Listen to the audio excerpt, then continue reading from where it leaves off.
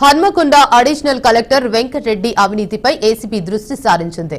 వెంకటరెడ్డి ఇంట్లో రెండో రోజు తనిఖీలు నిర్వహించారు. ఇక వెంకటరెడ్డితో పాటు విద్యాశాఖ విభాగంలో పనిచేస్తున్న సెక్షన్ అసిస్టెంట్లు గౌస్, మనోజ్ లంచం తీసుకుంటూ శుక్రవారం అనిషా అధికారులకు చిక్కారు. దర్యాప్తులో భాగంగా శనివారం నీట్ సమీపంలోని చైతన్యపురి కాలనీలో వెంకటరెడ్డి నివాసం ఉంటున్న అద్దె ఇంట్లో సోదాలు జరిపారు.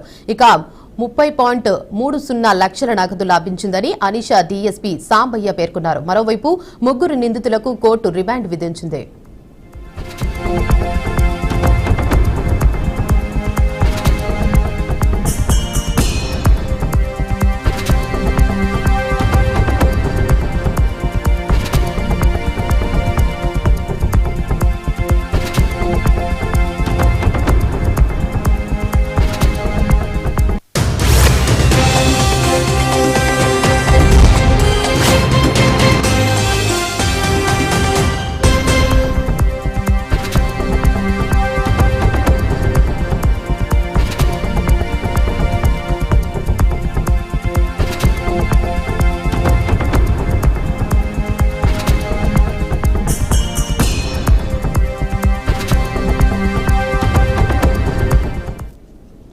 ఇక ఇదే అంశంపై మరింత సమాచారాన్ని మా ప్రతినిధి సాల్మన్ అందిస్తారు. చెప్పండి సాల్మన్, అప్డేట్స్ ఏంటి?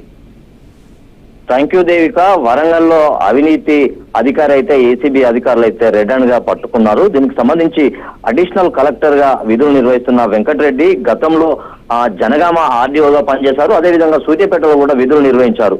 ఈ యొక్క విధులు నిర్వహించే క్రమంలో హన్మకొండ హైదరాబాద్ జాతీయ రహదారి మీద అయితే పెద్ద అవినీతి జరిగిందనేది అయితే మాత్రం అప్పుడు గతంలో అనేక ఆరోపణలు అయితే వినబడ్డాయి. అదేవిధంగా ఈ యొక్క జాతీయ రహదారి మీద రైతుల దగ్గర చాలా డబ్బులు తీసుకున్నాడు అనే ఆరోపణలతోటైతే తన మీద అవినీతి అధికారిగా లేకుంటే అవినీతి విచారణ చేయాలని అయితే చాలా మంది రైతులైతే గతంలో ఫిర్యాదు చేశారు. అదేవిధంగా హన్మకొండలో అడిషనల్ కలెక్టర్ గా విధులు నిర్వహిస్తూ అదేవిధంగా ఇటీవల కాలంలో డిఓగా ఉన్న వాసంతి మేడంను ప్రభుత్వం కొంత వేటు వేయడంతో ఇన్ఛార్జ్ గా విధులు నిర్వహించాడు. ఇన్ఛార్జ్ గా విధులు నిర్వహించే క్రమంలో ఈ యొక్క ఆ స్కూల్ సంబంధించి ఒక ప్రైవేట్ స్కూల్ దగ్గర ₹1,00,000 డిమాండ్ చేస్తే 60,000 ఇచ్చారు. 60,000 ఇస్తున్న క్రమంలో తనైతే రెడ్ హ్యాండ్ గా పట్టుకున్నారు.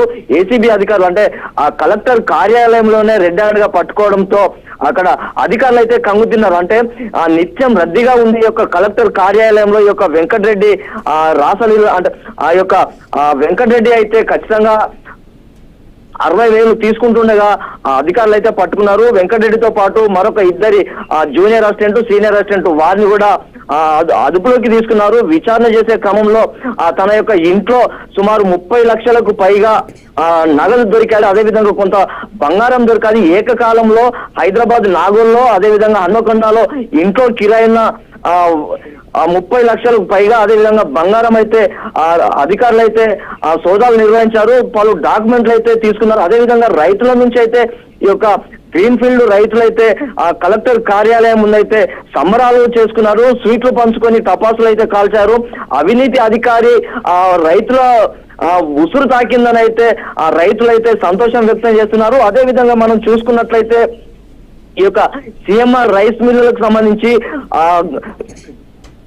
చాలా మంది ఈ యొక్క రైస్ మిల్లర్ల దగ్గరనైతే పెద్ద మొత్తంలో డబ్బులు తీసుకున్నారు. ఎవరైతే రైస్ మిల్లర్లకు సంబంధించిన డాక్యుమెంట్ పూర్తిగా లేని వారికైతే ఆ రైస్ మిల్లర్లకు సంబంధించి వారికి ప్రభుత్వం నుంచి సిఎంఆర్ కు సంబంధించిన రైస్ మిల్లర్లకైతే రైస్ ను కేటాయించారు. వారి దగ్గర లక్షల ముడుపు తీసుకున్న ఆరోపణలు ఉన్నాయి. ఖచ్చితంగా ఈ యొక్క ఇలాంటి అధికారి మీద ఖచ్చితంగా చర్యలు తీసుకోవాలి. అదేవిధంగా రెవెన్యూ శాఖలో ఖచ్చితంగా ఇలాంటి అధికారులు చాలా మంది ఉన్నారని అయితే రైతులు వాపోతున్నారు. ఖచ్చితంగా అవినీతి అధికారుల మీద విచారణ చేయాలి.